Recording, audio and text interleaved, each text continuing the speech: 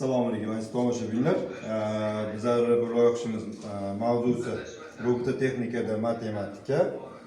Xo'p, bu loyihimizda asosiy maqsadimiz bir nuqtadan ikkinchi nuqtagacha bo'lgan masofani tezligini aniqlash.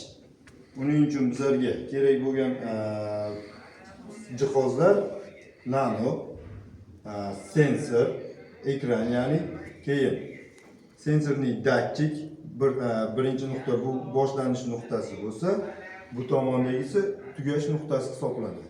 Va bizlarda o'rtada shlagbaum mavjud.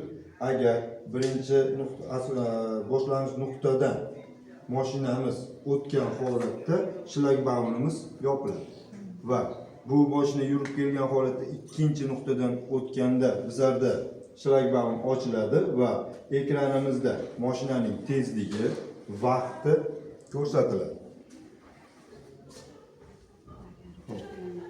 Agar chegaralangan tezlikdan avtomobilimiz chegaralangan tezlikdan oshsa, bizlarda datchik mavjud bo'lib, misol uchun signal ma'lum beradi.